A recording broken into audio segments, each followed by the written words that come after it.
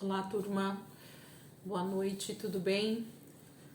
Vamos seguindo aqui, com a nossa leitura. Mais uma noite, que o Senhor tem permitido para nós. E eu já queria te convidar para a gente orar, entregar esse momento ao Senhor e em seguida a gente vai estar começando a nossa leitura. Jesus, muito obrigada, Pai, por mais essa noite.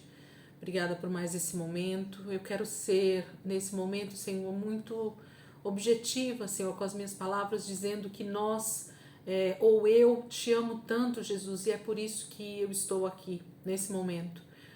Pelo amor que o Senhor tem derramado sobre a minha vida, me amando, Senhor, mesmo quando eu era cheia de pecados, cheia de defeitos, mas o Senhor tem transformado a minha vida, tem transformado o meu pranto em alegria, ano após ano, Senhor. Eu tenho me regozijado no Senhor, eu tenho buscado o Senhor e tenho encontrado. Eu tenho desejado a Tua presença e ela tem vindo. E assim, Senhor, nós queremos permanecer dia após dia, Senhor, te buscando, querendo mais do Senhor, mergulhando mais fundo, Senhor, na Tua palavra, porque sabemos que nós vamos te encontrar. O Senhor vai revelar os Teus segredos para nós. O Senhor vai revelar o mistério da Tua palavra, Senhor, para nós, porque o Senhor diz que o Senhor faz isso para aqueles que o temem, para aqueles que te buscam, para aqueles que te amam, Senhor, e nós te amamos, Jesus. Nós desejamos a Tua presença, Deus. Fica conosco nessa noite. Me ajuda, Espírito Santo, mais uma noite, mesmo debaixo de tanto, Senhor, trabalho durante o dia, tantas coisas que acontecem no nosso dia, mas nós estamos aqui, Jesus, porque nós te amamos. Obrigada, Deus. Cobre a vida dos meus irmãos também que estão, Senhor, debaixo dessa leitura, que tem desejado, Senhor, também, que nós possamos prosseguir avançando, Senhor, para o nosso alvo, que é o Senhor e te conhecer, Pai. Muito obrigada, Espírito Santo, muito obrigada. Amém. Vamos lá, gente. Hoje nós vamos continuar com a descrição que Ezequiel está nos dando do templo, da restauração do templo, da construção desse templo maravilhoso, que um homem com um formato de bronze, reluzente como bronze, estava ali mostrando para ele a construção desse templo. E nós cremos que é o Senhor Jesus restaurando esse templo no reino milenar. Ezequiel 41, nós vamos fazer hoje o 41, 42, o 43 e o 44.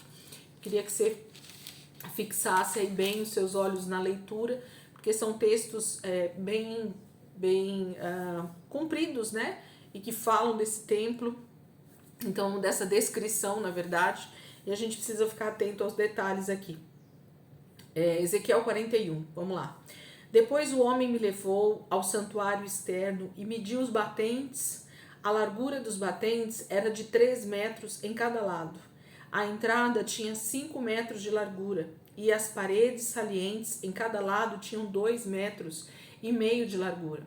Ele mediu também o santuário externo e ele tinha 20 metros de comprimento e 10 de largura.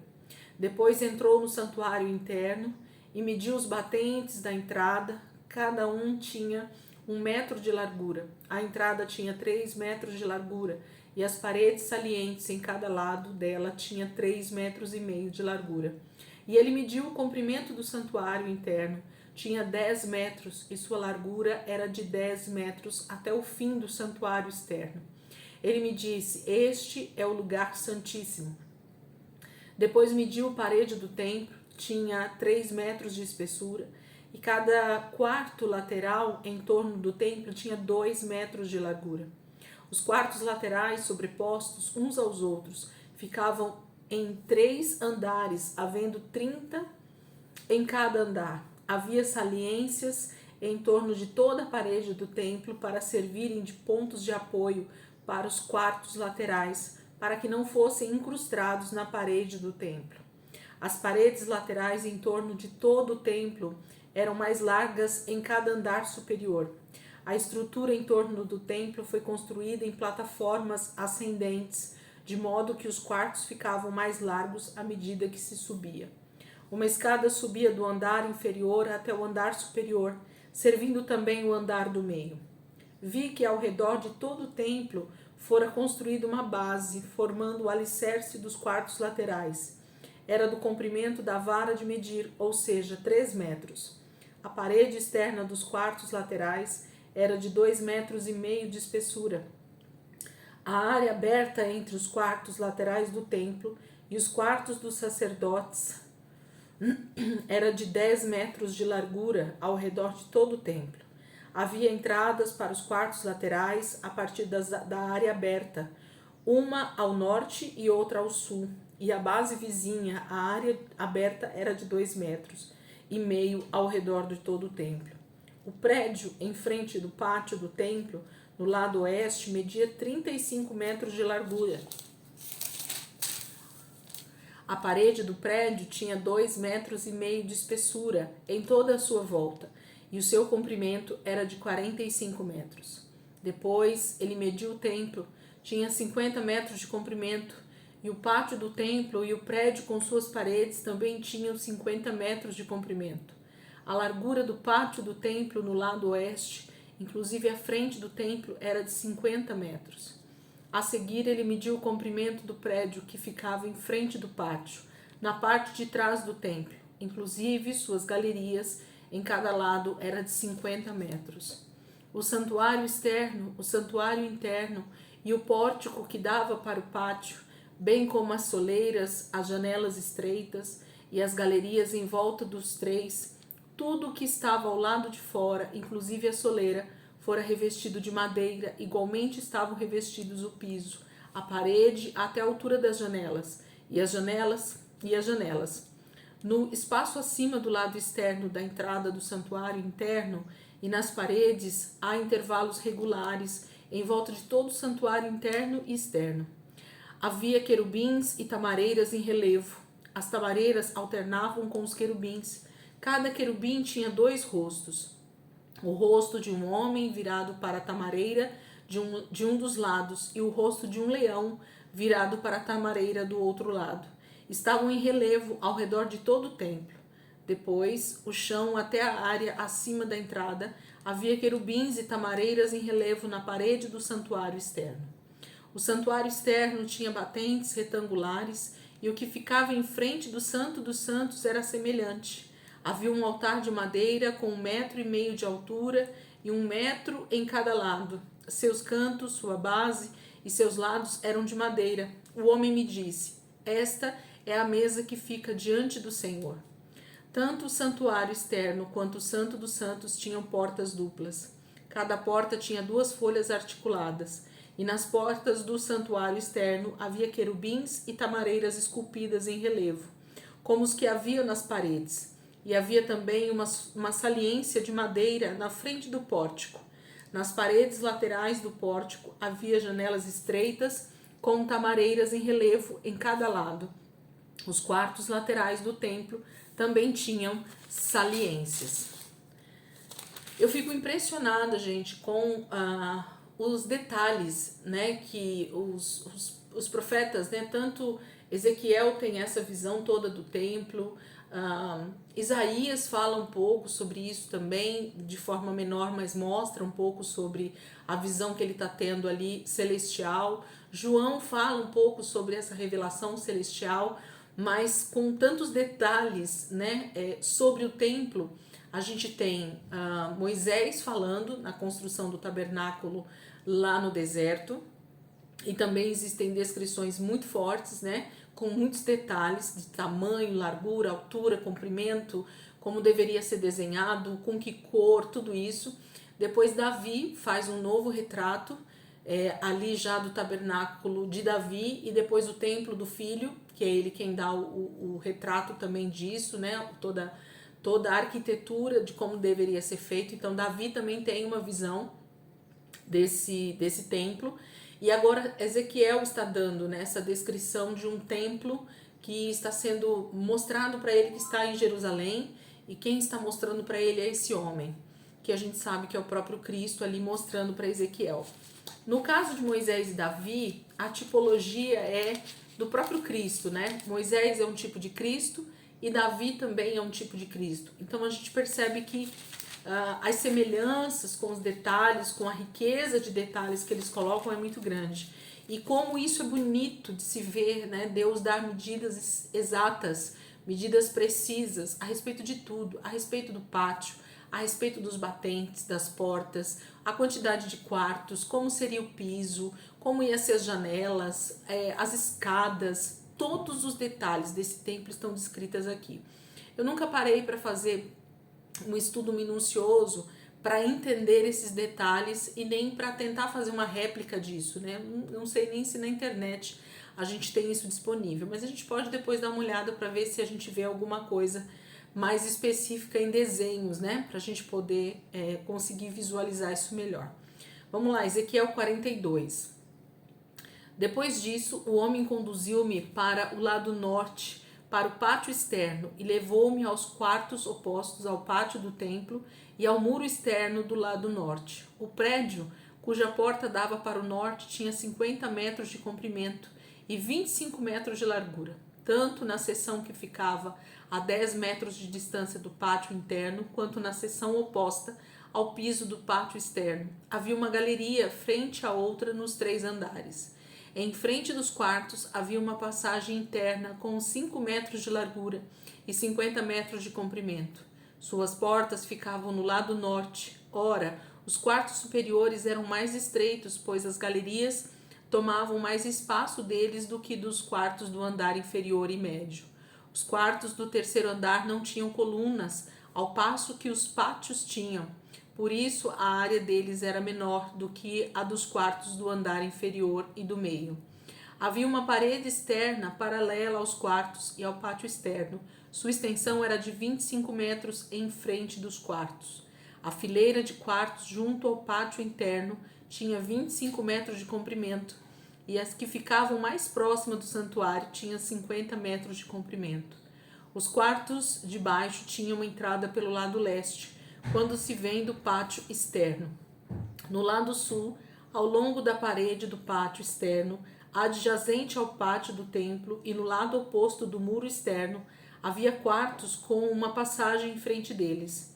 Era como os quartos do lado norte, tinham o mesmo comprimento e a mesma largura, com saídas e dimensões semelhantes. As portas do lado norte eram semelhantes às portas dos quartos do lado sul. Havia uma entrada no início do corredor paralelo ao muro correspondente que se estendia para leste, e havia uma entrada para os quartos. Depois o homem me disse: os quartos do norte e do sul, que dão para o pátio do templo, são os quartos em que os sacerdotes que se aproximam do Senhor comerão e guardarão as ofertas santíssimas, isto é, as ofertas de cereal, as ofertas pelo pecado e as ofertas pela culpa, pois o local é santo. Assim que os sacerdotes entrarem nos recintos sagrados, só poderão ir para o pátio externo após tirarem as vestes com as quais ministram, pois elas são santas. Porão outras vestes antes de se aproximarem dos lugares reservados para o povo. Quando ele acabou de medir o que havia dentro da área do templo, levou-me para fora pela porta leste e mediu a área em redor. Mediu o lado leste com a vara de medir, tinha 250 metros. Mediu o lado norte, tinha 250 metros, segundo a vara de medir. Mediu o lado sul, tinha 250 metros, segundo a vara de medir. Depois ele foi para o lado oeste e mediu, tinha 250 metros, segundo a vara de medir. Assim ele mediu a área nos 4 lados. Em torno dela havia um muro de 250 metros de comprimento e 250 metros de largura, para separar o santo do comum. Então, Ezequiel 42 termina praticamente com esse relato da extensão do templo, dos quartos, dessa parede ao redor. Você percebe que era um quadrado, literalmente um quadrado, porque os muros ao redor têm 250 metros dos 4 lados, né? Lado norte, sul, leste e oeste. Então nós temos um quadrado e o templo ficava no meio, com quartos, né, em 3 andares aí, um pátio enorme com uma escada que subia para o próprio templo, e ele vai dando então essas medidas e esses lugares onde ele está mostrando para Ezequiel. Isso fala desse templo. Ezequiel 43. Então o homem levou-me até a porta que dava para o leste. e vi a glória do Deus de Israel que vinha do lado leste. Sua voz era como um rugido de águas avançando, e a terra refulgia com a sua glória. A visão que tive era como a que eu tivera quando ele veio destruir a cidade, e como as que tivera junto ao rio Quebar, e me prostrei, rosto em terra. A glória do Senhor entrou no templo pela porta que dava para o lado leste. Então o Espírito pôs-me em pé e levou-me para dentro do pátio interno, e a glória do Senhor encheu o templo. Enquanto o homem estava ao meu lado, ouvi alguém falando comigo de dentro do templo, e ele disse: Filho do homem, este é o lugar do meu trono e o lugar para a sola dos meus pés. Aqui viverei para sempre entre os israelitas. A nação de Israel jamais contaminará o meu santo nome, nem os israelitas, nem seus reis, mediante a sua prostituição e os ídolos sem vida de seus reis, em seus santuários nos montes. Quando eles puserem sua soleira perto da minha soleira e seus batentes junto de meus batentes, com apenas uma parede fazendo separação entre mim e eles, contaminaram o meu santo nome com suas práticas repugnantes. Por isso eu os destruí na minha ira. Agora que afastem de mim a sua prostituição e os ídolos sem vida de seus reis, e eu viverei entre eles para sempre. Filho do homem, descreva o templo para a nação de Israel, para que se envergonhem dos seus pecados, que eles analisem o modelo e, se ficarem envergonhados por tudo o que fizeram, informe-os acerca da planta do templo, sua disposição, suas saídas e suas entradas, toda a sua planta e todas as suas estipulações e leis. Põe essas coisas por escrito diante deles, para que sejam fiéis à planta e sigam as suas estipulações. Esta é a lei do templo. Toda a área ao redor, no topo do monte, será santíssima. Essa é a lei do templo. Estas são as medidas do altar pela medida longa, isto é, a de 0,5 metro. Sua calha tem 0,5 metro de profundidade e 0,5 metro de largura, com uma aba de 1 palmo em torno da beirada. E esta é a altura do altar, desde a calha no chão até a saliência inferior. Ele tem 1 metro de altura e 1 metro de largura. E desde a saliência menor até a saliência maior tem 2 metros de altura e 0,5 metro de largura. A fornalha do altar tem 2 metros de altura e 4 pontas se projetam dela para cima. Ela é quadrada, com 6 metros de comprimento e 6 metros de largura. A saliência superior também é quadrada, com 7 metros de comprimento e 7 metros de largura, com uma aba de 25 centímetros e uma calha de 0,5 metro em toda a sua extensão ao redor. Os degraus do altar estão voltados para o oriente. Então ele me disse: Filho do homem, assim diz o soberano Senhor, estes serão os regulamentos que deverão ser seguidos no cerimonial do sacrifício dos holocaustos e da aspersão do sangue no altar quando ele for construído. Você deverá dar um novilho como oferta aos sacerdotes, levitas da família de Zadok, que se aproximam para ministrar diante de mim. Palavra do soberano Senhor. Você colocará um pouco do sangue nas 4 pontas do altar, nos 4 cantos da saliência superior e ao redor de toda a aba, e assim purificará o altar e fará propiciação por ele. Você queimará o novilho para oferta pelo pecado no lugar determinado da área do templo, fora do santuário. No segundo dia você oferecerá um bode sem defeito como oferta pelo pecado, e o altar será purificado, como foi purificado com o novilho. Quando terminar de purificá-lo, ofereça um novilho e um carneiro tirados do rebanho, ambos sem defeito. Você os oferecerá perante o Senhor, e os sacerdotes deverão pôr sal sobre eles e sacrificá-los como holocaustos ao Senhor. Durante 7 dias você fornecerá diariamente um bode como oferta pelo pecado. Fornecerá também um novilho e um carneiro tirado do rebanho, ambos sem defeito. Durante 7 dias os sacerdotes farão propiciação pelo altar e o purificarão. Assim eles o consagrarão. No final desses dias, a partir do 8º dia, os sacerdotes apresentarão os holocaustos e os sacrifícios de comunhão de vocês sobre o altar. Então eu os aceitarei, palavra do soberano Senhor. 43 fala desse início, né, da finalidade aí do templo, para que Deus está dando então essa planta, essa construção, para que Israel seguisse a risca. E aí ele fala no final sobre a consagração do altar. Mais precisamente, ele dá a medida do altar, do sacrifício, e depois fala de cada um dos sacrifícios que serão feitos durante 7 dias, para consagrar ali aquele altar, e do 8º dia em diante, eles começariam a fazer os sacrifícios em favor do povo, né? Sacrifício de comunhão e daquilo que eles precisassem fazer. Ezequiel 44 é o nosso último texto de hoje, falando um pouco ainda desse templo. Depois o homem trouxe-me de volta para a porta externa do santuário, que dava para o lado leste, e ela estava trancada. O Senhor me disse: esta porta deve permanecer trancada, não deverá ser aberta, ninguém poderá entrar por ela. Deve permanecer trancada, porque o Senhor, o Deus de Israel, entrou por ela. O príncipe é o único que poderá entrar e sentar-se ali para comer na presença do Senhor. Ele entrará pelo pórtico da entrada e sairá pelo mesmo caminho. Então o homem levou-me até a frente do templo, passando pela porta norte. Olhei e vi a glória do Senhor enchendo o templo do Senhor, e prostrei-me rosto em terra. O Senhor me disse: filho do homem, preste atenção, olhe e ouça atentamente tudo o que eu lhe disser acerca de todos os regulamentos relacionados com o templo do Senhor. Preste atenção à entrada do templo e a todas as saídas do santuário.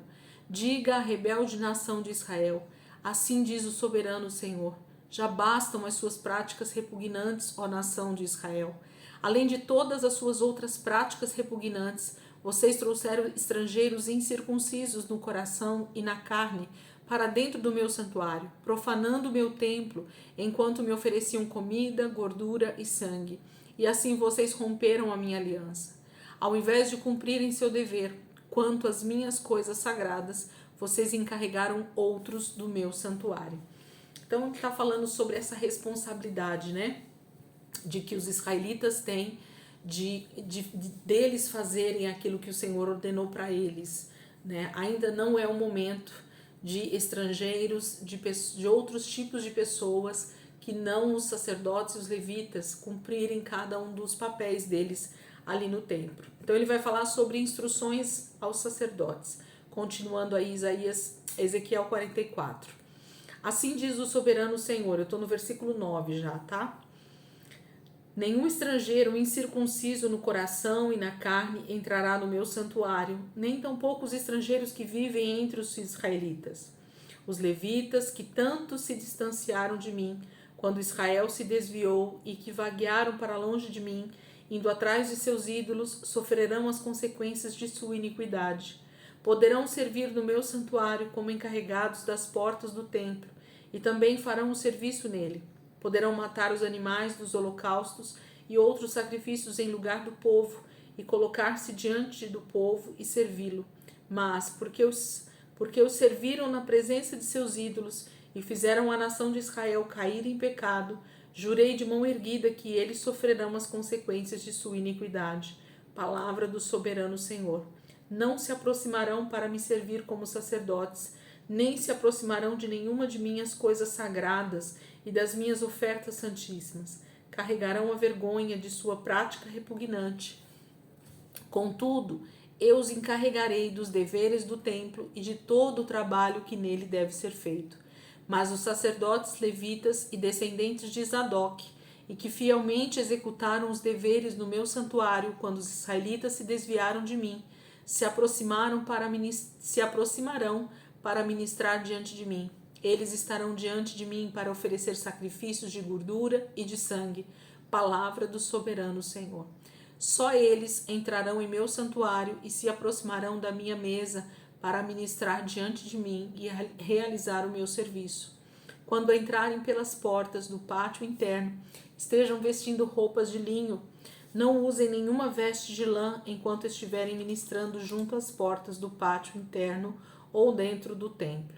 Usarão turbantes de linho na cabeça e calções de linho na cintura.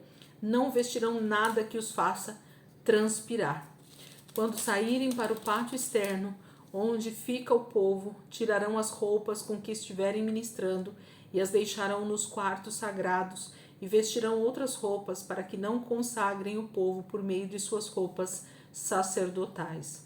Não raparão a cabeça, nem deixarão o cabelo comprido, mas o manterão aparado.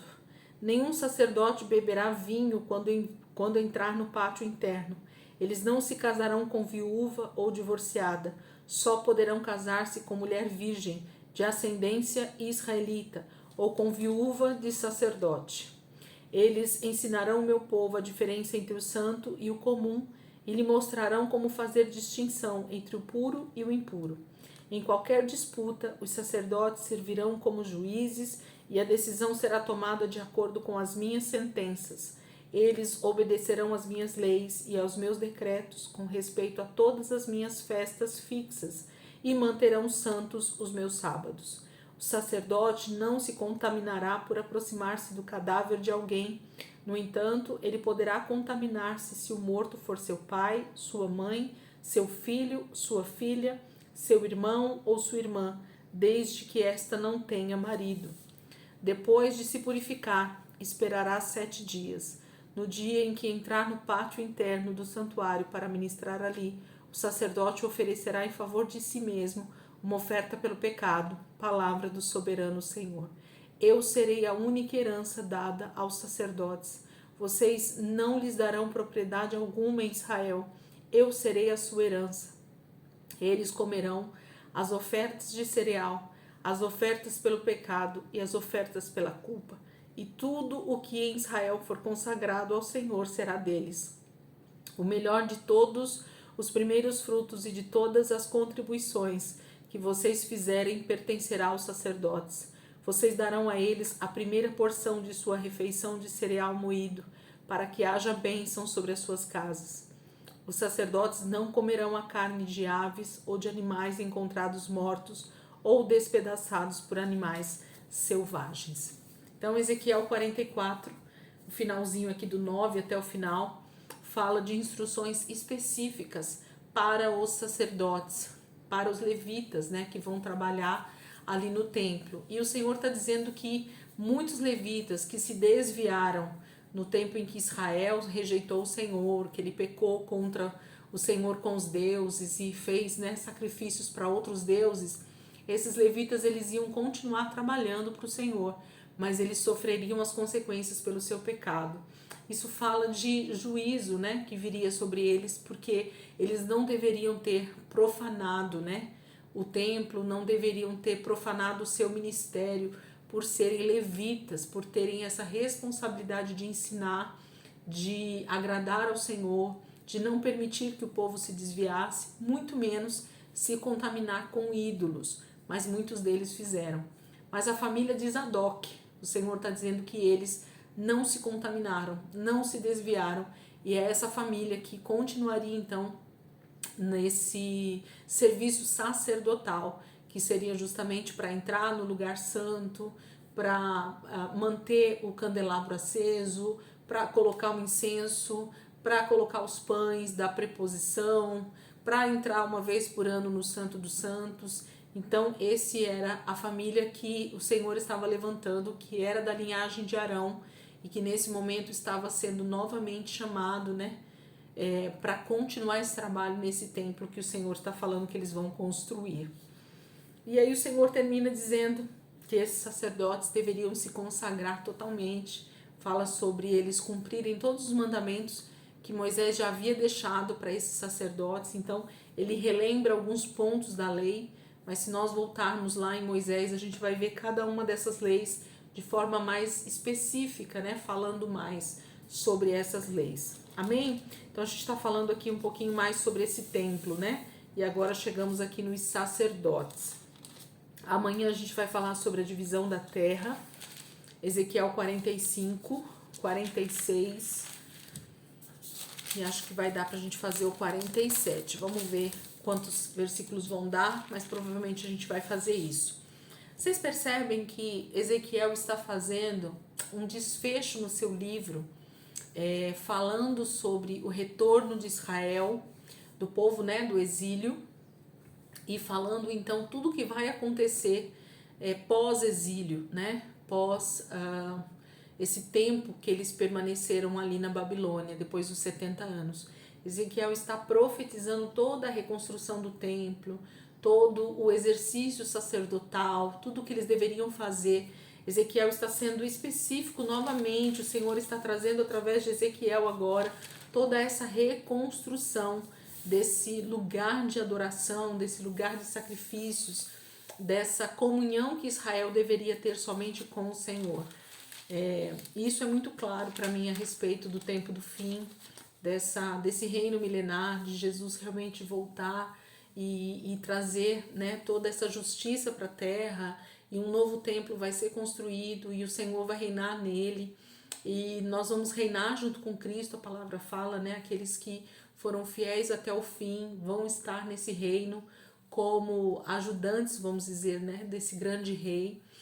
E eu acredito que tudo isso aqui vai se cumprir plenamente em cada um dos detalhes, com a construção do templo, com os sacerdotes novamente, com Israel se voltando somente para o Senhor. Então, nós temos muita coisa boa aqui dentro de Ezequiel para olhar e perceber o quanto Ezequiel está sendo profético e escatológico ao mesmo tempo, falando do tempo do fim também, não só desse tempo do pós-exílio, né, do retorno de Israel para Jerusalém. Amém? Então, amanhã, se Deus quiser, a gente está aqui de volta e a gente vai continuar aí dentro do livro de Ezequiel. Deus abençoe, gente. Até amanhã, se Deus quiser.